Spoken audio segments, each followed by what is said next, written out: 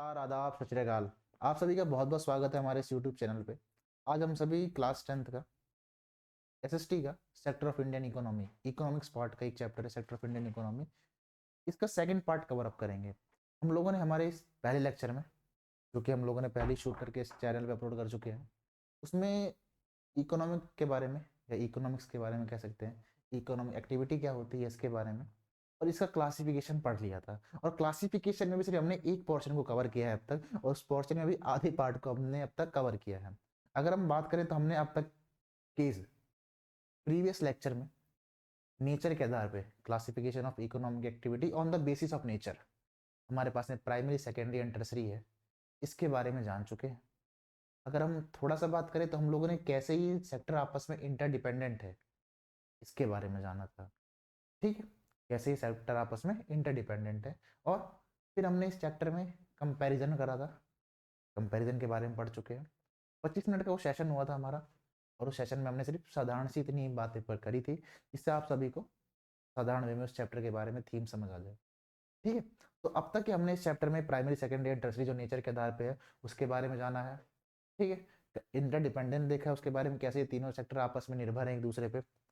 ठीक है, और इसका कंपैरिजन। आइए इस लेक्चर में समय ना गवाते हुए हम लोग चीज़ों को आगे बढ़ाते हैं और इसी लेक्चर में आज चैप्टर को खत्म करने का प्रयास करते हैं। ठीक है,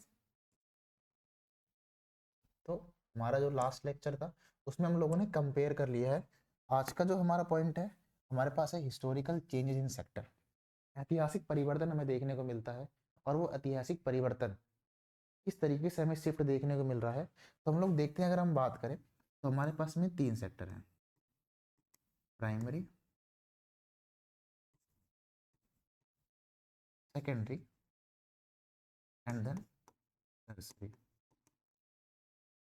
ठीक है, इन 3 सेक्टर के बारे में ही बात करनी है हमें।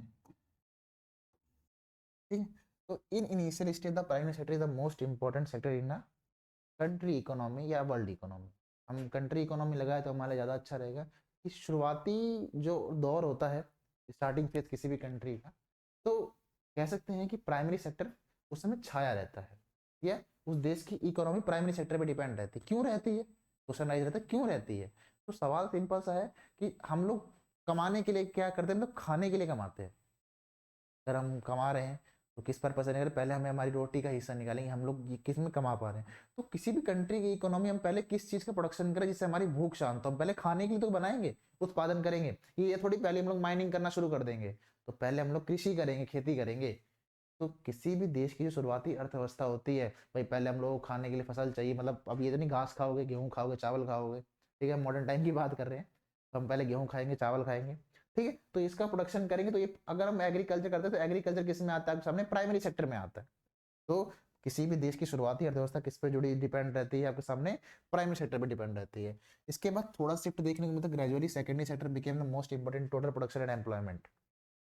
शिफ्ट एक ट्रांसफर हुआ, प्राइमरी से किसकी तरफ बढ़े, हम लोग सेकेंडरी की तरफ बढ़े हैं।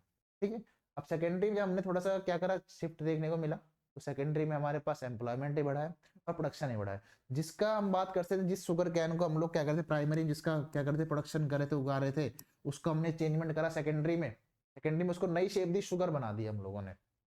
ठीक है, तो हम प्रोडक्शन को ही बढ़ा रहे हैं और एम्प्लॉयमेंट भी दे रहे हैं। और अगर हम पास्ट 100 साल की बात करें, 100 ईयर की, in the past 100 year there has been a further shift from secondary to tertiary in developed countries and most of the working people are employed in the tertiary sector. फिर एक last अगर हम 100 साल का data लेते हैं तो secondary से टर्सरी सेक्टर की तरफ हमें शिपमेंट देखने को मिलती है, लोग शिफ्ट होते हैं। और कहाँ पर, ये स्पेशली डेवलप कंट्रीज में, जापान हो गया, चाइना हो गया, डेवलप कंट्रीज में आता है सामने, अमेरिका हो गया, ये टर्सरी सेक्टर में ग्रो कर रहे हैं। टर्सरी क्या है, जो सर्विस देता है। यूट्यूब के माध्यम से मैं पढ़ा रहा हूँ, सर्विस ही है। कोई टेक्नोलॉजी आ रही, गूगल सर्विस ही है। ठीक है, इंटरनेट सर्विस ही है, बैंकिंग सर्विस ही है। तो इन सेक्टर में एक ग्रोथ देखने को मिली है, स्पेशली डेवलप कंट्रीज में। ये पास्ट 100 साल में ज्यादातर लोग कहाँ एंगेज मिलेंगे आपको, टर्सरी सेक्टर में काम करते हुए दिखाई देंगे। अब देखते हैं आगे, आगे का जो पॉइंट है उसमें देखते हैं कि कहाँ पे कितने प्रतिशत लोग एंगेज हैं, कौन सेक्टर कितना जो प्रतिशत का या कितना परसेंट का कंट्रीब्यूशन दे रहा है आपके पास में जीडीपी में। तो समय ना कमाते हुए फटाफट आगे बढ़ते हैं। तो एनसीईआरटी ने ग्राफ दे रखा है आपका, ये मैंने ग्राफ नहीं बनाया है, ये आपकी बुक के ही पेज का ये ग्राफ है एनसीईआरटी का, जो एनसीईआरटी ने दिया है। तो हमें इसमें दिखाता है कि rising importance of the tertiary sector of production. Of इन डालेंगे, यहाँ इन डाल देते हैं, इन प्रोडक्शन की एक इंपॉर्टेंस देखने को मिलती है टर्शियरी सेक्टर की प्रोडक्शन के अंदर में। ठीक है, तो हम बात करते हैं over the 40 years while production in all three sector has increased but it has the most in the tertiary sector। हम अगर पास्ट 40 बीते 40 सालों की बात करते हैं, 40 वर्ष की बात करते हैं, तो प्राइमरी, सेकेंडरी एंड टर्सरी तीनों में ग्रोथ देखने को मिली है। लेकिन ज्यादातर ग्रोथ कहाँ देखने को मिली है? हमें टर्सरी सेक्टर में देखने को मिली। अगर हम ग्राफ देखें तो हमारे पास ये जो ग्राफ है ना, ये 1973 से 74 और फिर 40 साल अगर हम करते हैं तो 40 ईयर के गैप में 2013 से 14 के बीच में। ठीक है, कोई डाउट किसी को? अच्छा, अब देखते भी हैं तो मैं 1973 से 74 देखता हूं तो अराउंड हमारे पास में 7 लाख करोड़ की जीडीपी में प्राइमरी, सेकेंडरी एंड टर्सरी का कंट्रीब्यूशन रहता है, 7 लाख करोड़ के आसपास में। अगर मैं देखूं तो 2.5 लाख करोड़ का ये जो नीला शेड दिखाई दे रहा है, इसे हम प्राइमरी समझेंगे। ये 2.5 लाख करोड़ का योगदान दे रहा है किसके अंदर? कंट्री की जीडीपी के अंदर, मतलब इंडिया की जीडीपी के अंदर। जो ये रेड वाला दिखाई दे रहा है, ये अराउंड कह सकते हैं कि 1% के आसपास दे रहा है, तो 2 और 5 3.5 हो गया। और सेम इतना ही आपके सामने टर्सरी दे रहा है। तो मैं मोटा मोटा मतलब 7 नहीं, इसको 6 मान ले रहा हूँ, तो 2.5 लाख करोड़ का योगदान कौन दे रहा है? प्राइमरी दे रहा है। 1% का आपके सामने सेकेंडरी दे रहा है, और जो रेस्ट बच गया, कितना बच गया? 2.5 बच गया। ठीक है, ये कौन सेक्टर दे रहा है? टर्सरी दे रहा है। अगर मैंने शिफ्ट देखा 40% का, हमारी कंट्री ने ग्रो भी तो करा है, जब ग्रो करा है। अब ये ग्रो इन्वेस्टमेंट वाला ग्रो नहीं है कि यहाँ पे ग्रो ऐप के बारे में बात करें, हमारी कंट्री ने उन्नति किया है, डेवलपमेंट किया है। तो 2013-14 में अराउंड 8 लाख करोड़ का जो एनरोलमेंट है वो प्राइमरी सेकेंड सेक्टर का है। अराउंड इतना ही अगर हम कहें 16 नहीं कहेंगे, अराउंड 14 लाख करोड़ का योगदान आपके पास में सेकेंडरी सेक्टर का है। और फाइनली आपके पास में कौन सा बच गया? टर्सरी बच गया। टर्सरी का कितने का रहेगा? 14 और 8 22, मतलब अराउंड 35% का योगदान जो है आपके सामने, 35 लाख करोड़ का योगदान टर्सरी सेक्टर का। मैं ध्यान देंगे, दोबारा रिपीट कर दूं, मैं देख रहा हूं कि 1973 से 74 के बीच में प्राइमरी सेक्टर 2.5 लाख करोड़ के आसपास दे रहा है जीडीपी में, 1 लाख करोड़ आपके सामने सेकेंडरी सेक्टर दे रहा है, और ऐसे इतना 2.5 लाख करोड़ आपके सामने टर्सरी सेक्टर दे रहा है। मैं 2013-14 ग्राफ देता हूँ 40 साल के बाद का, तो 2013-14 में 8 लाख करोड़ के आसपास जो जीडीपी में एनरोलमेंट दे रहा है आपके सामने प्राइमरी सेक्टर, 14 लाख करोड़ के आसपास आपके पास सेकेंडरी सेक्टर दे रहा है, और रेस्ट बिग अमाउंट में 35 लाख करोड़ दे रहा है आपके सामने टर्सरी सेक्टर। अब कितने परसेंटेज में एनरोलमेंट है? तो 1973 से 74 के बीच में 40% का जो योगदान है वो प्राइमरी सेक्टर दे रहा है। ठीक है, जीडीपी में अराउंड 11% का योगदान आपके सामने सेकेंडरी सेक्टर दे रहा है, और रेस्ट 49% का योगदान आपके पास में कंट्रीब्यूशन टर्सरी सेक्टर दे रहा है। मैं इसी की बात करता हूं तो अराउंड 11% का योगदान प्राइमरी सेक्टर दे रहा है।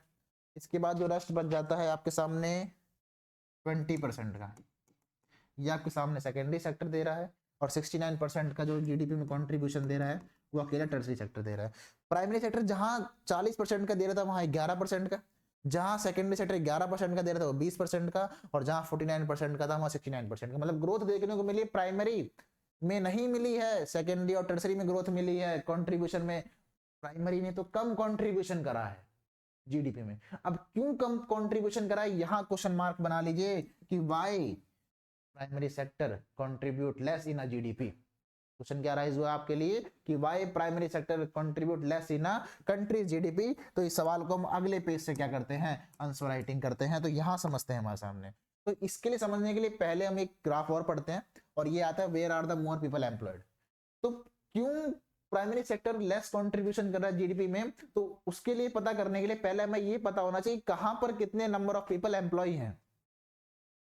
भाई पहले काम तो देखें कि कितने लोग कहां पे काम कर रहे हैं, तभी तो पता लगेगा कि जीडीपी में एनरोलमेंट कर रहे हैं। तो इसके लिए हमारे पास एक ग्राफ है कि 1977 से 78 के बीच में देखते हैं तो अराउंड 71% जो हमारे यहाँ के नागरिक हैं वो प्राइमरी सेक्टर में काम कर रहे हैं, 11% लोग सेकेंडरी में काम कर रहे हैं, 18% लोग टर्सरी में। फिर देखते हैं 44% लोग, 44% आपके सामने 2017-18 में प्राइमरी में काम करते हैं, सेकेंडरी में 25% एंड 31% आपके सामने टर्सरी में। मतलब सेकेंडरी एंड टर्सरी में आपके सामने ग्रो हुआ है, लोग ज्यादा कदर काम कर रहे हैं। प्राइमरी में कम ग्रो हुआ है। कम क्या मतलब ना के बराबर ग्रो क्या हुआ, यहाँ पे तो घटे और है। जहां 71% काम करते हैं 44% काम करें, घट रहे हैं। जब घट रहे हैं लोग यहाँ पे फिर भी सेकंड प्राइमरी सेक्टर ज्यादातर लोगों को रोजगार दे रहा है, 44% कैप्चर कर रहा है ये आपके सामने, more people employed in the primary sector. Then फिर वही सवाल बना आपके सामने कि if people more people are employed in a primary sector, then why primary sector less contribute in a country's GDP? am right?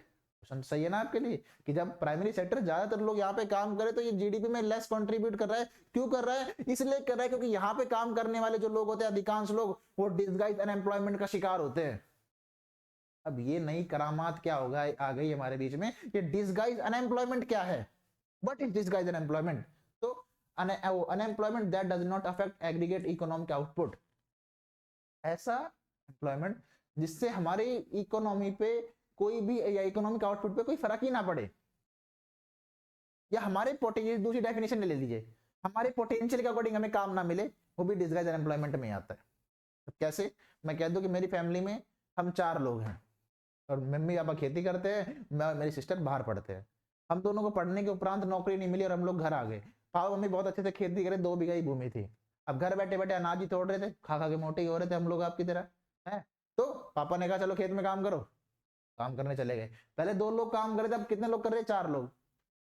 पर जितनी खेत की क्षमता है, 1 बीघा खेत में अगर 4 कुंटल गेहूं का प्रोडक्शन हो रहा है तो 4 का ही होगा। मेरे लगने से, मेरे सिस्टर के लगने से उसमें 10 कुंटल का प्रोडक्शन नहीं होने लगेगा। हाँ, काम जल्दी हो जाएगा, काम जल्दी हो जाएगा। जो लोग 6 बजे फ्री होते हैं, हम लोग 4 बजे फ्री हो जाएंगे। पर क्या हमारे आउटपुट प्रोडक्शन में कुछ फर्क पड़ा? नहीं पड़ा। फर्क नहीं पड़ा ना, तो ऐसी जगह इसको हम क्या कहते हैं? डिसगाइज अनएम्प्लॉयमेंट कहते हैं। जब हमारे आउटपुट में फर्क नहीं पड़ा तो हम लोग इकोनॉमी में क्या खाक एनरोलमेंट देंगे? ठीक है, यही आपके पास में आंसर है।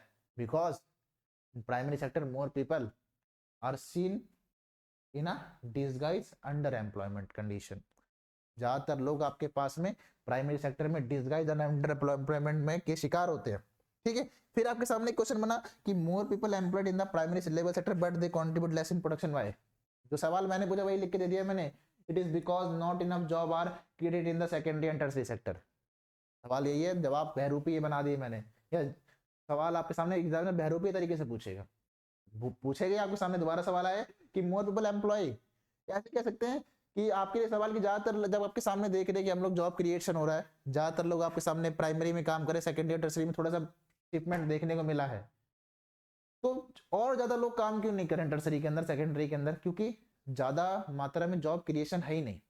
भाई कंपनी जॉब देगी तभी तो लोगों को जॉब मिलेगी, भाई सभी लोग चाहते काम करने के। दूसरी बात, इन जगहों पे काम करने के लिए स्किल और नॉलेज की रिक्वायरमेंट होती है। हम पढ़े लिखे हैं नहीं, पता लगे क्या चल जाए हम लोग काम करने के लिए, तो क्या उखाड़ लोगे? कुछ नहीं कर पाओगे। काम भी तो आना चाहिए, नॉलेज भी तो होनी चाहिए उसके लिए। अरे कंप्यूटर चलाने की नॉलेज होगी तभी तो आप बैंकिंग सेक्टर में बैठ पाओगे, भाई बैंक की नॉलेज होगी तभी आप बैंक में बैठ पाओगे। I am right? शायद मैं सही होगा, मैं तो हाल में सही रहता हूँ। ठीक है, इससे आगे बढ़ते हैं। यहाँ तक किसी को दिक्कत है कि कितने प्रतिशत का रोजगार दे रहा है कौन सा सेक्टर, कितने परसेंट का जीडीपी में कंट्रीब्यूशन है, यहाँ तक हमने कवर करा। यहाँ से जो स्पेशल क्वेश्चन बनता है वही बनता है जो मैंने बताया कि हमें ज्यादातर लोग काम करते हुए दिखाई दे रहे हैं प्राइमरी सेक्टर में। People are engage in a primary sector, more people are engage in a primary sector but they less contribute in a country's GDP because by people seen in primary sector in a disguise under employment situation. सही है यहाँ तक? कोई दिक्कत नहीं होगा? दिक्कत होगा तो कमेंट सेक्शन आपके पास जिंदाबाद है, वहां डाल दीजिएगा कमेंट सेक्शन में। ठीक है, मेंशन कर दीजिएगा हमारे क्वेश्चन को। हम लोग आगे बढ़ते हैं। क्वेश्चन यही है हमारे सामने, दोबारा क्रिएट होता है, टॉपिक भी यही है आपके लिए कि how to create more employment. भाई लोग हमारे पास बेरोजगारी से परेशान है, लोगों के पास जॉब नहीं है, तो हम क्या करें या सरकार क्या करे कि हमारे पास क्या है, हम लोग एम्प्लॉयमेंट क्रिएट कर सके। यही क्वेश्चन आपके सामने, how to create more employment. इसको स्टार्ट करने से पहले एक लाइन है आपके लिए बहुत अच्छी लाइन, इस तरीके से कि satisfy your soul not the society. दोबारा रिपीट कर दूंगा, satisfy your soul not the society, मतलब अपनी आत्मा को संतुष्ट करें, पड़ोसियों को नहीं, मामा ताऊ को नहीं। अब संतुष्ट किस तरीके से करना है?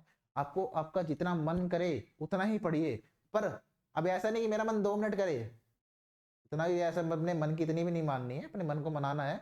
मैं जितना मन करे उतना पढ़ूं, मुझे किसी दूसरे को प्रूव नहीं करना है, अपने लिए पढ़ना है। मैं पढ़ूंगा तो मेरे फ्यूचर के लिए पढ़ूंगा, मुझे मेरे फ्यूचर को देखते हुए पढ़ना है। क्योंकि बिना पढ़ाई बेटा कुछ है नहीं। और दूसरे को दिखा के या दूसरों को दिखाने के लिए क्या करेंगे आप?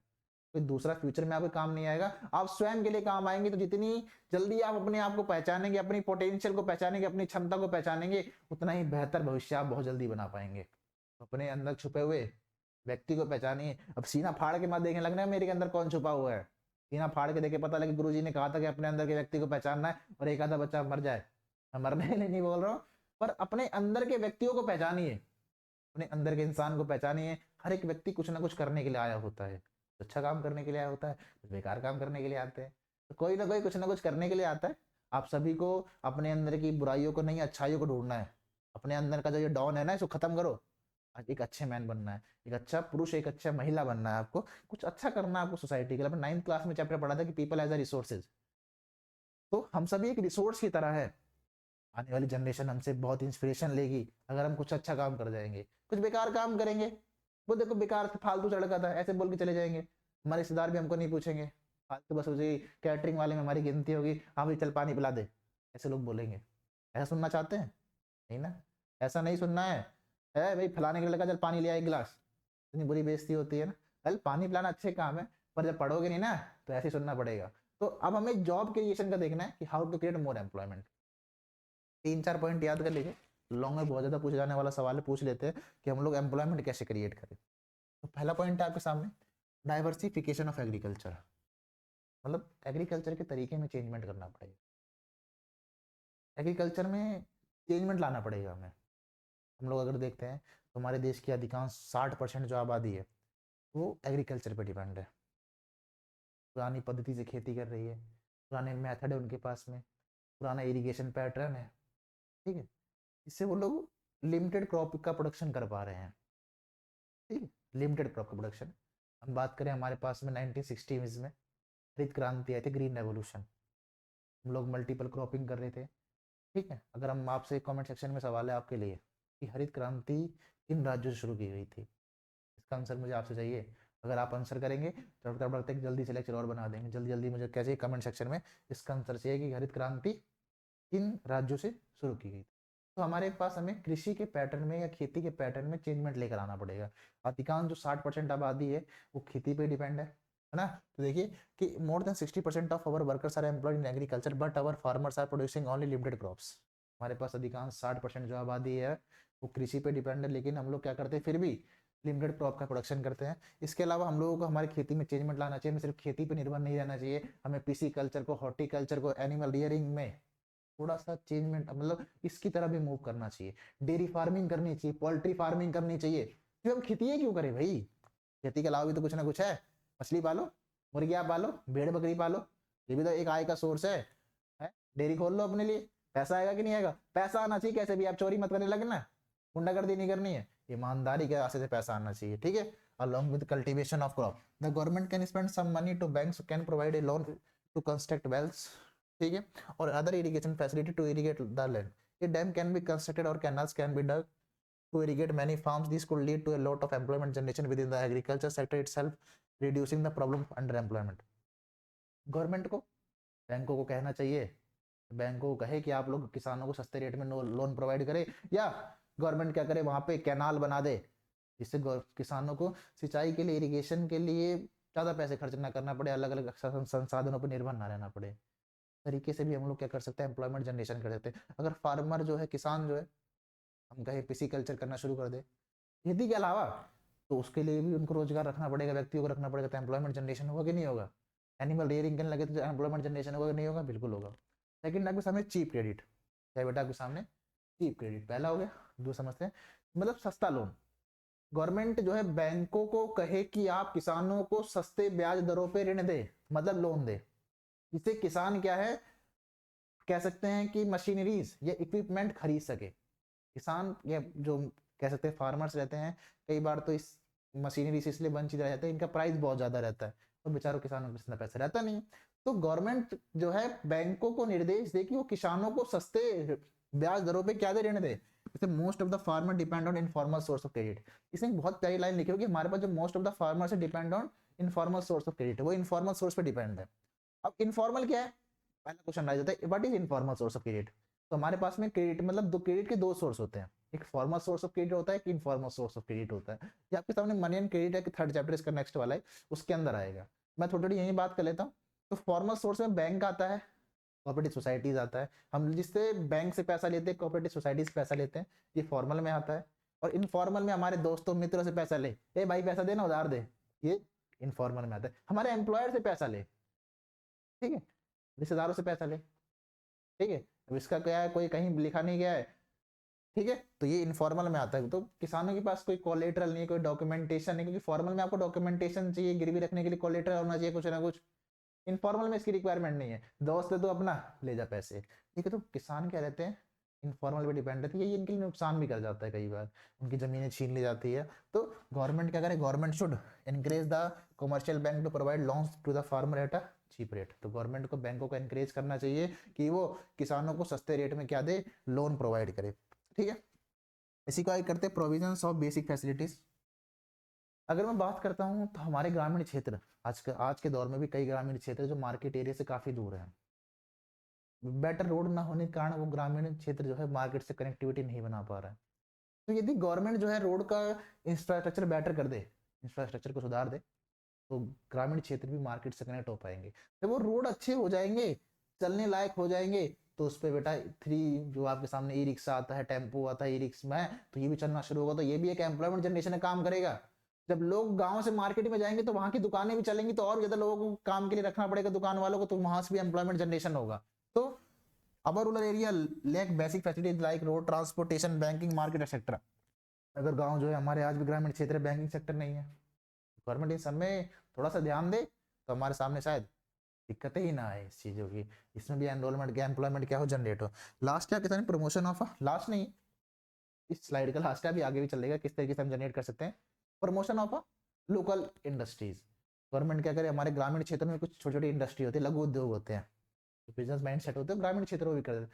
अगर गवर्नमेंट इनका प्रमोशन करे, गवर्नमेंट क्यों करे, हम लोग भी तो अपने लेवल पे कर सकते हैं भाई। हम लोग खुद प्रमोशन नहीं करना चाहते, हम लोग लगे हुए फ्लिपकार्ट, अमेजोन, मिंत्रा, स्नैपडील इन सबसे मंगाते रहे सामान, ग्रोसरी इन सबसे मंगा रहे, सिटी मॉल से मंगा रहे हैं ग्रोसरी, है विशाल मेगा मार्ट से मंगा रहे हैं। मैं किसी प्रोडक्ट का नाम नहीं ले रहा हूँ कि बेकार है, सबकी अपनी अपनी चॉइस है, पर हमें हमारे पास की दुकानों से भी कुछ ना कुछ परचेज करते रहना चाहिए, सही बात है। हम अगर हमारी पास की दुकानों को भी अगर मौका नहीं देंगे तो बेटा उनके पास रोजगार का कोई और साधन नहीं है। कई कई घरों में हम देखते हैं कि सिर्फ हम वो लोग उनकी जो जीविका उस दुकान से चल रही है और हम लोग उनकी दुकान से परचेजिंग ही नहीं कर रहे हैं। तो मैं ये नहीं कहूंगा कि आप ऑनलाइन बिल्कुल ही बंद कर दे, ऑनलाइन पे आपका अधिकार है, आप करिए, और उन छोटे स्टोर कीपरों को भी ध्यान रखे कि हमें वहां से भी सामान लेना चाहिए, ठीक है। तो सिर्फ गवर्नमेंट की जिम्मेदारी नहीं कि उन लघु उद्योगों को प्रमोशन करने की, हमारा भी ये दायित्व बनता है, फर्ज बनता है कि हम उनका प्रमोशन करें। प्रमोशन कैसे करेंगे, हम उनका सामान खरीदेंगे, लोगों को बताएंगे कि हाँ ये सामान यहाँ मिलता है, ये सामान यहाँ पे बनता है, तो जनरली वो में क्या होगा, वहां पे भी प्रमोशन होगा, ठीक है। तो promote and locate industry specially the cottage and small scale industry in semi rural areas where a large number of people may be employed, क्योंकि यहाँ पे भी large number of people employed रहते हैं बेटा ग्रामीण क्षेत्रों में। अब ग्रामीण वाले बाहर थोड़ी जाएंगे तो यहीं काम कर लेते हैं, यहाँ तक किसी को दिक्कत है, ठीक है। आगे चलते हैं, देखो इसके अलावा improvement in education and health sector, एक स्टडी की गई थी और उस स्टडी के तहत ये पता लगा था कि भारत में अकेला एजुकेशन सेक्टर सिर्फ 20 लाख जॉब क्रिएट कर सकता है। तो मैंने लिखा भी है, most of the Indian village lake education and health facilities. अधिकांश जो हमारे ग्रामीण क्षेत्र है वहाँ पे एजुकेशन सेक्टर से लोग वंचित हैं, चिकित्सा क्षेत्र से लोग वंचित हैं, चिकित्सा की जो फैसिलिटीज होती है, हॉस्पिटल फैसिलिटी होती है, उससे वंचित है। और अकेली 20 लाख जो जॉब है ना सिर्फ एजुकेशन सेक्टर में क्रिएट हो सकती है, ठीक है। तो गवर्नमेंट जो है अगर ग्रामीण क्षेत्रों में स्कूल खोल दे तो स्कूल में पढ़ाने के लिए टीचर चाहिए, प्योन चाहिए, तो यहाँ से भी आपके सामने क्या होगा, एक एम्प्लॉयमेंट जनरेशन का काम करेगा। अगर अस्पताल खोल दे गवर्नमेंट, मेडिकल फैसिलिटी को इम्प्रूव कर दे, तो उसमें भी काम करने के लिए डॉक्टर चाहिए, नर्स चाहिए, कंपाउंडर चाहिए, उससे भी क्या होगा, एक रोजगार क्रिएट होगा। हम लोग टूरिज्म को बढ़ावा दें, टूरिज्म और डीजल क्राफ्ट इंडस्ट्री, तो टूरिज्म से भी हम कह सकते हैं कि हमारे यहाँ एम्प्लॉयमेंट जनरेशन होगा। कैसे होगा, तो यहाँ का भी मैं प्रेजेंट एग्जाम्पल बताता हूँ। 22 जनवरी 2024 को हमारे इंडिया के उत्तर प्रदेश का अयोध्या में राम मंदिर का इनॉग्रेशन हुआ। तो क्या राम मंदिर बने सिर्फ मंदिर का, क्या मंदिर का ही विकास हुआ, मंदिर का डेवलपमेंट हुआ, नहीं, पूरे अयोध्या क्षेत्र का अयोध्या में एयरपोर्ट बना, वहाँ की रोड डेवलप हुई, वहाँ पे बेटर इंफ्रास्ट्रक्चर बन रहा है, मेडिकल फैसिलिटी दी जा रही है लोगों को बेटर, मतलब अच्छा से अच्छा प्रयास किया जा रहा है अयोध्या को अच्छा बनाने का। वहाँ की जो छोटी स्टॉलें थी वहाँ भी लोगों को क्या है, लोगों की भीड़ बढ़ रही है, तो सिर्फ क्या मंदिर का विकास हुआ, नहीं, वहाँ के लोगों का विकास हुआ, जमीनों का रेट बढ़ गया। तो अगर हम टूरिज्म के माध्यम से कहें तो टूरिज्म भी क्या करता है, एम्प्लॉयमेंट जनरेशन पे काम करता है। हम कहीं लोग घूमने जाते हैं, कहीं पे विजिट करने जाते हैं, टूर करने जाते हैं, तो वहाँ भी लोग बड़े संख्या में जाते हैं, तो आसपास की दुकानों से क्या करते हैं, परचेजिंग करते हैं, और उस परचेजिंग से भी क्या होता है, एम्प्लॉयमेंट जनरेशन में इंपॉर्टेंस दिखाई देता है, इंपॉर्टेंस, ठीक है। तो इस तरीके से हम क्या कर सकते हैं, एम्प्लॉयमेंट जनरेशन कर सकते हैं, एम्प्लॉयमेंट जनरेशन में इंपॉर्टेंस दिखा सकते हैं। इसी से क्वेश्चन बनता है आपके सामने मनरेगा, इसे हम स्पेशली नरेगा के नाम से जानते हैं, ठीक है। क्या है आपके सामने, नरेगा। तो नरेगा क्या है, तो नरेगा गवर्नमेंट की स्कीम है, गवर्नमेंट की स्कीम इस तरीके से नरेगा की शुरुआत 2005 में की गई थी, अगस्त 2005 में। अगर मैं स्पेशली बात करूं तो NREGA national rural employment guarantee act NREGA कहते हैं हम इसे। तो मैंने यहाँ मनरेगा लिखा हुआ, तो मैं इसका जवाब भी दूंगा कि मनरेगा मैंने क्यों लिखा हुआ है। तो गवर्नमेंट इसके तहत राइट टू वर्क प्रोवाइड करवाती है, मतलब सभी को काम का अधिकार देती है। गवर्नमेंट जो है 100 दिन का रोजगार, मतलब साल में 365 और 66 दिनों में से कम गवर्नमेंट 100 डेज का क्या देगी, आपको एम्प्लॉयमेंट देगी, स्पेशली रूरल एरियाज में। यदि गवर्नमेंट फेल होती है आपको रोजगार देने में, if the government fail to provide a employment, then the government gives you a 100 days unemployment allowance। यदि गवर्नमेंट क्या हुई है, फेल हुई है आपको रोजगार देने में, तो गवर्नमेंट का क्या करेगी, आपको 100 डेज का अनएम्प्लॉयमेंट अलाउंस देगी। और सबसे बढ़िया बात महिलाओं के लिए, इसमें 33% का रिजर्वेशन है, किसका बेटा, महिलाओं का। 33% सीट्स आर रिजर्व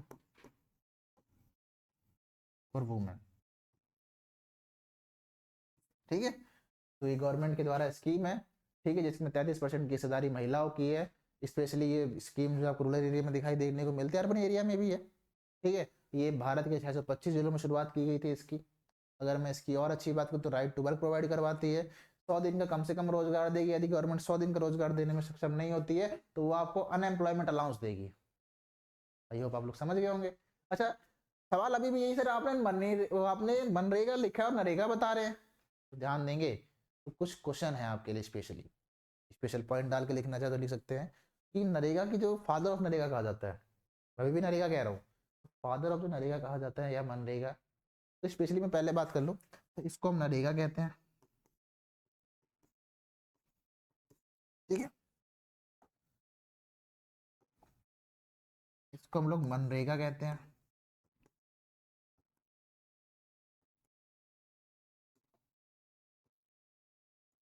और इसको हम लोग मगनरेगा कहते हैं। ये तीनों नाम इसी के हैं।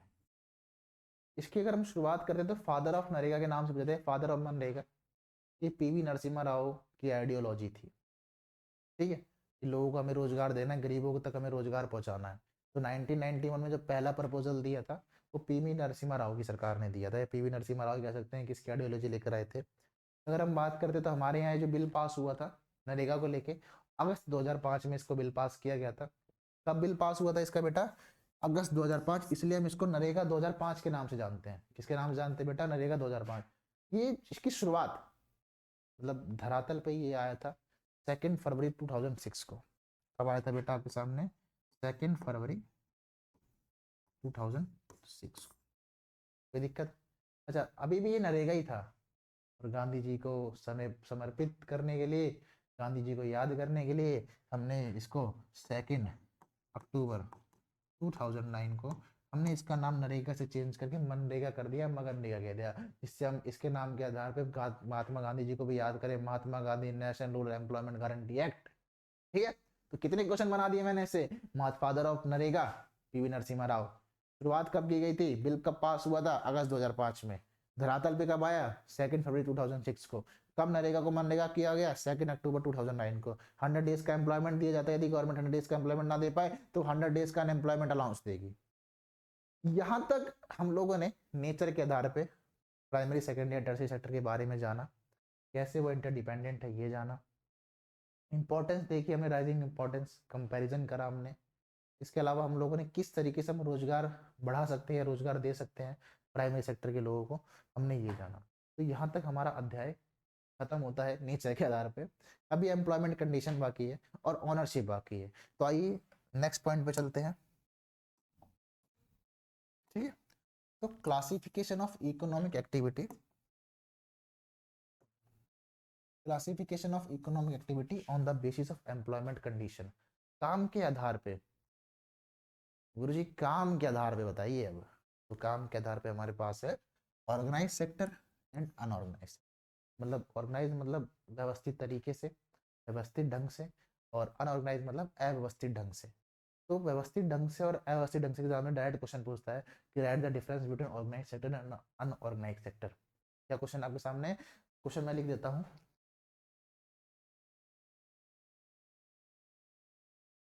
Right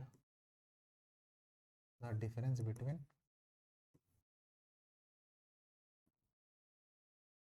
organise sector and unorganised.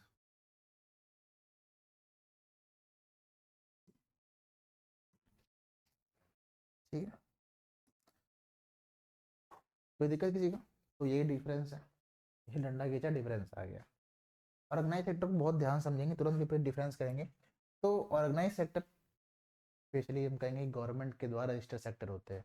मतलब हम इसको गवर्नमेंट के अंदर इसका रजिस्ट्रेशन कराना पड़ता है चलाने के लिए।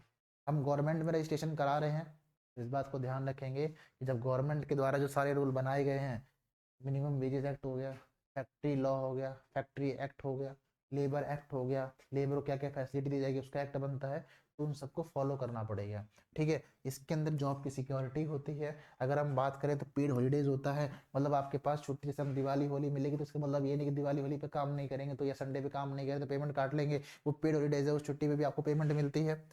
फिक्स वर्किंग आवर्स होता है, मतलब काम के घंटे फिक्स है, 8 घंटे 10 घंटे जो काम है वो फिक्स है, मोस्ट ऑफ 8 ही मिलते हैं। वर्किंग कंडीशन अच्छी होती है, बेकार वर्किंग कंडीशन नहीं होती है। और रिटायरमेंट के दौरान हमें पेंशन मिलती है। रिटायर होने के बाद क्या मिलती है? पेंशन मिलती है। दादा दादी को पेंशन मिली होगी ना, वो पेंशन हमें ऑर्गेनाइज सेक्टर में काम करने को मिली है।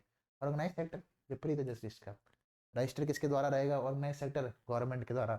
ये गवर्नमेंट के द्वारा रजिस्टर नहीं रहेगा, ऐसे सेक्टर को हम क्या कहते हैं? अनऑर्गेनाइज सेक्टर कहते हैं। ठीक है, जब गवर्नमेंट में रजिस्ट्रेशन ही नहीं हुआ है तो ये रूल एंड रेगुलेशन को फॉलो भी नहीं करेगा। कोई दिक्कत? रूल एंड रेगुलेशन को फॉलो नहीं करता तो इसलिए जॉब सिक्योरिटी भी नहीं है यहाँ पे। यहाँ पर अगर हम बात करें तो रिटायर होने पे पेंशन मिल रही है, और यहाँ पे रिटायर होने पे पेंशन नहीं मिलती है। No pension on retirement. ठीक है, सेम कंडीशन दोबारा रिपीट कर लें। ऑर्गेनाइज सेक्टर गवर्नमेंट के द्वारा रजिस्टर रहते हैं, अनऑर्गेनाइज सेक्टर गवर्नमेंट द्वारा रजिस्टर नहीं रहते हैं। Rule and regulation government follow करवाती है, मतलब गवर्नमेंट के जो रूल एंड रेगुलेशन बनाए गए हैं, minimum wages act, labour act, ये फॉलो करने पड़ते हैं। यहाँ पे जॉब सिक्योरिटी रहती है, पेड हॉलीडेज रहता है, fix working hours, good working condition, pension और रिटायरमेंट, ये सब रहता है। Not registered by government, no rule and regulation follow, no job security, no paid holidays, no fixed working hours, poor working condition, no pension और retirement, ये सब रहता है यहाँ पे। ठीक है, ये जो बंदा कंप्यूटर पे बैठा हुआ है, ये ऑर्गेनाइज सेक्टर का ही एक बंदा है। ठीक है, इसको बढ़िया जॉब सिक्योरिटी मिली होगी, काम करवाएंगे इससे बढ़िया 8 घंटे, इसको रिटायर होने पे पेंशन मिलेगा। ये जो ताऊ जी दिखाई दे रहे हैं बेचारे, धूप में काम करते हैं, वर्किंग कंडीशन बेकार है, पढ़ोगे लिखोगे नहीं तो ऐसा करना पड़ेगा। ठीक है, इससे बचाव करने के लिए आपको पढ़ना है, इस बात को ध्यान रखना है आपको। ठीक है, तो इसलिए पढ़ना है, पढ़ना, स्टडी मोर इम्पोर्टेंट। ठीक है, कई बार बनता है कि जैसे कई बार हम लोग मजाक में, more study more confusion, no study no confusion. पढ़ोगे तभी तो कंफ्यूजन उत्पन्न होगा, सवाल तभी तो लेकर आओगे हमारे पास में। पढ़ो, सवाल लाओगे, सवाल पुट अप करोगे हमारे सामने, कमेंट सेक्शन में सवाल डालोगे, हमें ही मजा आएगा। तो more study more confusion, no study no confusion, इस पे मत काम करना है आपको, इस लाइन को भूल जाइएगा, मैंने मजाक में कहा है। तो ये हमें अंतर देखने को मिलता है। सवाल भी यही राइज होगा, अभी आगे पढ़ते हैं सवाल किस तरीके से राइज होगा कि why people are not working in organise sector, more people are not working in organise sector. जब ऑर्गेनाइज सेक्टर इतना अच्छा है तो ज़्यादातर लोग ऑर्गेनाइज सेक्टर में क्यों नहीं काम करते हुए दिखाई देते हैं? तो यही राइज होता है। इस सवाल के लिए आगे चलते हैं, बहुत बहुत स्वागत है आप सभी के, आगे चलते हैं। ठीक, तो why do not all the people start working in organise sector? सभी लोग काम करना क्यों नहीं शुरू कर देते ऑर्गेनाइज सेक्टर? तो shortage of jobs in organise sector. पहली बात तो इस बात को ध्यान रखेंगे कि ऑर्गेनाइज सेक्टर में जॉब की बहुत ज़्यादा कमी है। अभी मैं आपको करंट से जोड़ देता हूँ सवाल के लिए कि जॉब के लिए क्यों करनी है। पहले इससे आगे वाली लाइन पढ़ लेते हैं कि to work in this sector it is necessary to have a good knowledge और गुड स्किल। यही लाइन अभी थोड़ी देर पहले आपने जाना कि टर्सरी सेक्टर में काम करने के लिए आपके पास नॉलेज और स्किल होनी चाहिए। इस बात को ध्यान रखें कि ऑर्गेनाइज सेक्टर में भी काम करने के लिए आपके पास नॉलेज और स्किल होनी चाहिए। और यदि आप नॉलेज और स्किल से वंचित हैं तो दूर दूर तक आप ऑर्गेनाइज सेक्टर में दिखाई मत दीजिएगा, काम ही नहीं मिलेगा आपको। यहाँ पे काम करने के लिए आपके पास क्या होनी चाहिए, नॉलेज और स्किल होनी चाहिए। और मैं अगर आज के दौर की बात करता हूँ तो आज जो है हमारे सामने कंप्यूटर का युग है। सवाल बनता है कि भारत के अंदर कंप्यूटर क्रांति के जनक किसे कहा जाता है। कमेंट सेक्शन में बताइएगा आप लोग, बताइएगा। नहीं पता हो तो अगले लेक्चर में बताएंगे आपको, ठीक है। ऐसे इनका संबंध गांधी परिवार से था, मैं इतना बता सकता हूँ आपको। तो आज का दौर जो है कंप्यूटर रिलेटेड जॉब का दौर है, कंप्यूटर संबंधित जॉब है आपके सामने। तो ये जो एआई आया है, आर्टिफिशियल इंटेलिजेंस, इसने कई लोगों की नौकरी को खा गया है। जैसे मैं स्पेशली एग्जांपल लूँ तो आप लोग आज के दौर में देखते हैं शादी विवाह में बड़ा बड़ा ड्रोन चलता है, बड़ा बड़ा ड्रोन चलता है, उससे रिकॉर्डिंग होती है ऊपर की।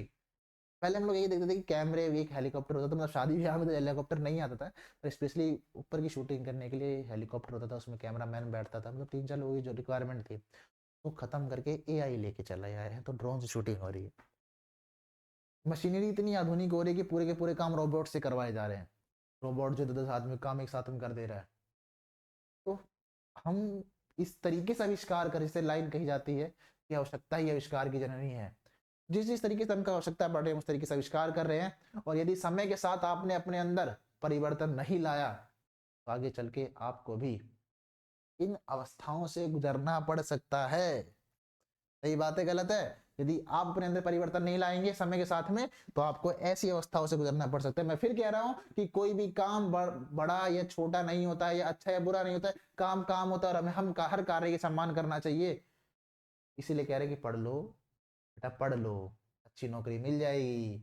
नौकरी नहीं मिलेगी तो थ्री इडियट में क्या कहा था, यदि आपके पास अच्छी नौकरी नहीं होगी तो कोई बाप अपनी बेटी नहीं देगा। या ध्यान रखना, कोई बैंक आपको अपना बैंक अकाउंट खोलने दे, क्रेडिट कार्ड ही नहीं देगा आपको। इस बात को ध्यान रखिए। तो पढ़ना जरूरी है। दोबारा ध्यान देंगे, how to protect the worker of unorganised sector.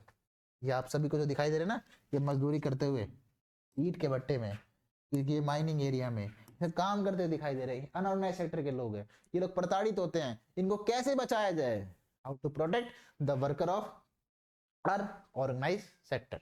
तो the following are the ways in which the workers in the unorganised sector can be protected. कुछ तरीके हैं जिससे हम लोगों को बचा सकते हैं। तो minimum working hours and wages should be fixed by the government. Unorganise sector के लिए गवर्नमेंट फिक्स कर दे कि कम से कम आपको इतने वर्किंग आवर ही काम करवाना है, इससे ज्यादा नहीं करवाएंगे। यदि इससे ज्यादा करवाते हैं तो आप इनको ओवर टाइम देंगे, एक्स्ट्रा पेमेंट करेंगे। और इसके अलावा आप क्या कर सकते हैं, इनको एक्स्ट्रा ओवर टाइम देंगे। और इसके अलावा इनके लिए कुछ नियम, कायदे, कानून और बना दिया जाए। To help self employed people the government can provide loan. और इनमें से कुछ लोग चाहते हैं कि अपना बिजनेस सेटअप कर सके, उनके पास माइंड सेट होता है एंटरप्रेन्योरशिप का, लेकिन वो लोग कर नहीं पाते। बिजनेस आइडियोलॉजी होती है पर पैसों के एवज के कारण वो लोग शुरुआत नहीं करवा पाते हैं। तो गवर्नमेंट यहाँ पे उनको चीप लोन प्रोवाइड करवाए। इसके अलावा basic services such as education, health and food should be taken care by the government. कुछ जो हमारे पास बेसिक फैसिलिटी चाहिए होती है, जैसे खाना, छत मतलब घर, हेल्थ फैसिलिटी, इसकी जिम्मेदारी गवर्नमेंट को उठानी चाहिए, जिससे ये लोग क्या कर सके, अपने आप को सुरक्षित समझ सके। अब यहीं के लोगों को तो हम लोग मनरेगा में काम करते हुए देखते हैं, ठीक है। इस बात को ध्यान रखना है हमें आगे, ठीक है, कि कैसे किस तरीके से हम अनऑर्गेनाइज सेक्टर के लोगों को बचा सकते हैं। कई बार सवाल ऐसे ही बनता है कि why people are not interested to work in organise sector. सवाल ऐसे ही बनता है कि why people are not interested to work in organise sector, कि लोग क्यों इंटरेस्टेड नहीं है ऑर्गेनाइज सेक्टर में काम करने के लिए। अभी तो आपने कहा कि सर ऑर्गेनाइज सेक्टर में जॉब की बड़ी शॉर्टेज है, इसके अंदर नॉलेज और स्किल की रिक्वायरमेंट होती है। पर कई बार नॉलेज और स्किल होते हुए भी, जॉब अपॉर्चुनिटी होते भी लोग इंटरेस्ट नहीं लेते ऑर्गेनाइज सेक्टर में काम करने के लिए। तो जरूरी नहीं है बेटा, ध्यान रखेंगे यहाँ पे, मैं दोबारा पॉजिटिव और नेगेटिव एस्पेक्ट बता रहा हूँ कि जरूरी नहीं है कि सभी ऑर्गेनाइज सेक्टर में सुव्यवस्थित तरीके से काम लिया जा रहा हो। कई ऑर्गेनाइज सेक्टर, प्राइवेट सेक्टर जिसे कह सकते हैं, उसके अंदर प्राइवेट सेक्टर में भी जॉब का भरोसा नहीं होता है। जहां आपसे सस्ता और अच्छा आदमी मिला तुरंत किक आउट कर देंगे आपको। ये प्राइवेट सेक्टर की सच्चाई चलती है, ये प्राइवेट सेक्टर की सच्चाई है। जहां आप सस्ता और अच्छा आदमी मिला आप किक आउट कर दिया। जॉब की सिक्योरिटी प्राइवेट सेक्टर में भी नहीं है। ये नहीं कि आप के कर्म फिक्स हो गए, अब आप जब तक रिटायर नहीं होते तब तक आपको जॉब की सिक्योरिटी, ये भी फिक्स नहीं है। प्राइवेट सेक्टर में भी आपके यहाँ शोषण चलता है, इसलिए तो कहते हैं कि भले आप प्राइवेट सेक्टर में 10 लाख रुपए महीना कमाइए, पर वो सरकारी के 50,000 की तुलना में बहुत कम है, क्योंकि सरकारी नौकरी में आपके पास क्या है, जॉब सिक्योरिटी है। तो हाँ, प्राइवेट सेक्टर गवर्नमेंट के द्वारा रजिस्टर होते हैं, ऑर्गेनाइज सेक्टर में काउंट किए जाते हैं, पर कुछ केसों में प्राइवेट सेक्टर जो है गवर्नमेंट के रूल एंड रेगुलेशन को फॉलो अप नहीं करती है। इसीलिए लोगों के पास नॉलेज और स्किल होते हुए भी वो ऑर्गेनाइज सेक्टर में काम नहीं करना चाहते, ये रीजन होता है आपके सामने। तो ये पॉजिटिव, ये एक नेगेटिव एस्पेक्ट है कि लोगों के पास नॉलेज और स्किल है, वो फिर भी प्राइवेट सेक्टर या ऑर्गेनाइज सेक्टर में काम नहीं करना चाहते हैं, क्योंकि वहां पे भी क्या नहीं है, लोगों के साथ क्या होता है, शोषण होता है, एक्सप्लॉयटेशन होता है, उनको किक आउट कर सकते हैं, कोई फिक्स वर्किंग नहीं है, कोई पॉलिसी नहीं है लोगों के लिए। ठीक है, तो इस तरीके से एग्जामिनर आपसे क्वेश्चन पुट अप कर सकता है। तो यहाँ पे अब हर चीज में हम नहीं बता के नहीं चलेंगे, या आपकी क्लास इतनी बता चलेगी सब्जेक्ट टीचर, कुछ आपको आइडियोलॉजी लगा के चलना पड़ेगा। यदि हम प्रेजेंट से जोड़ रहे तो आज हमारे पास जॉब की शॉर्टेज क्यों आ रही है, क्योंकि एआई ने हमारा जगह ले लिया है, हमारा स्थान ले लिया है, वहां पे एआई ने हमारा स्थान ले लिया है। और जब एआई हमारा स्थान ले रहा है, मैंने क्या बताया कि आवश्यकता ही आविष्कार की जरूरत नहीं है, हमें जरूरत पड़ रही है, तो हम लोग आविष्कार करते चले जा रहे हैं। तो यदि आप अपने अंदर परिवर्तन नहीं लेकर आएंगे तो कल को इन फ्यूचर आपकी भी जगह क्या ले लेगा, एआई ले लेगा। ठीक है, तो इसलिए आपको भी अपने अंदर क्या लेकर आना है, परिवर्तन लेकर आना, और अति शीघ्र लेकर आना है। इस तरीके अपने अंदर के इंसान को पहचानो बेटा, फाड़ना नहीं है अपने आप को, फाड़ के देखने शुरू कर दो, अपने अंदर के इंसान को पहचानो, एक आधा पता लगे आत्महत्या कर ले। ठीक है, तो हमारे पास यहाँ से एम्प्लॉयमेंट कंडीशन के आधार पे हो चुका है। ठीक, अब लास्ट चरण पे चल रहे हैं हम लोग चैप्टर के। हमारे पास है classification of economic activity on the basis of ownership. Classification of economic activity on the basis of ownership, और हमारे पास दो सेक्टर है, एक है प्राइवेट सेक्टर, एक है पब्लिक सेक्टर। प्राइवेट सेक्टर किसी एक इंडिविजुअल व्यक्ति का होता है, ग्रुप का होता है, एक ग्रुप ऑफ सोसाइटी या सोसाइटी कह सकते हैं, हम कह सकते हैं इसका हो सकता है। जैसे हम प्राइवेट की बात करते हैं तो ओवन बाय एन इंडिविजुअल और a group only motive to earn profit, एक मोटो होता है एक बिजनेस स्टार्ट करने का। तो प्राइवेट सेक्टर है, ये किसी एक व्यक्ति, सिंगल व्यक्ति का हो सकता है, किसी ग्रुप का हो सकता है, या इसका जो एकमात्र सिद्धांत होता है ये प्रॉफिट अर्न करना होता है, कितना से कितना पैसा कमा ले भैया, ये एकमात्र इसका प्रॉफिट है। जैसे हम बात करें टाटा स्टील हो गया, रिलायंस ग्रुप हो गया, अडानी हो गया, विप्रो हो गया, मैं ऐसा नहीं कहता ये लोग डोनेट भी, जैसे टाटा है, टाटा ग्रुप डोनेट भी करता है, ठीक है, कैंसर हॉस्पिटल्स भी है इनके, रिलायंस ग्रुप डोनेशन करते हैं, पर इनका मोटिव क्या है कि हम कितना प्रॉफिट अर्न कर सके। मैं अगर पब्लिक सेक्टर की बात करता हूँ तो ये गवर्नमेंट के सेक्टर है, गवर्नमेंट का अधिकार है, अब सिर्फ गवर्नमेंट का नहीं, जनता का भी अधिकार है, इस पे सार्वजनिक संपत्ति होती है, लिखा जाता है ना कि ये रेलवे इसको रेलवे क्या है, सार्वजनिक संपत्ति है, इस पे अपना अधिकार समझे, पर इतना ही अधिकार समझे कि इसको नुकसान ना पहुंचाए। नुकसान किस तरीके से पहुंचाते हैं कि हम लोग क्या करते हैं, ट्रेन के सफर में ट्रेन का सामान ही उठा के ले आते हैं, एसी फर्स्ट को सेकंड को थर्ड में जाइए, आपको चद्दर तक क्या मिलता है, हम लोग उसको भी उठा के लेके चले आते हैं, है ना, हम लोग सीट फाड़ देते हैं। तो इस तरीके से हम उसको अपनी संपत्ति समझते हैं रेलवे को, तो इस तरीके से भी ना समझे बेटा, जिसे नुकसान पहुंचे, हम उसको रिपेयर कराने के लिए भी हमारे ही टैक्स का पैसा लगता है, के द्वारा टैक्स दिया जा रहा है। आप कहेंगे हम तो टैक्स देते ही नहीं है, इतने भी होनहार विद्यार्थी हैं, तो बेटा आप जो सामान लेते हैं ना, सामान में पहले ही टैक्स कट के आ जाता है, टैक्स इंट्रोड्यूस मिल जाता है, सामान लेते होंगे इंक्लूसिव ऑफ ऑल टैक्सेस मिलता है ना, तो अपने नहीं तो अपने टैक्स के पैसों की अहमियत समझो, कब तक सीटोगे फाड़ोगे बेवकूफो, यहाँ पे ध्यान दो, तो वो आपकी संपत्ति है, तो इस पे गवर्नमेंट का अधिकार होता है। और गवर्नमेंट का मोटो क्या था, only motive to serve people, मतलब देश को समर्पित कर सके, ज्यादा से ज्यादा लोगों को दे सके, फैसिलिटी प्रोवाइड करवा सके। जैसे अगर बात करो स्कूल हो, गवर्नमेंट जैसे गवर्नमेंट स्कूल खोलती है, रेलवे हो गए, हॉस्पिटल्स हो गए, पोस्ट ऑफिस, जैसे देखो बढ़िया ऑफिस है प्राइवेट सेक्टर का, बढ़िया रेलवे स्टेशन गवर्नमेंट सेक्टर का। इसी को आगे कंटिन्यू करते हैं, समझते हैं, लास्ट टॉपिक पे चल रहे हैं हम लोग।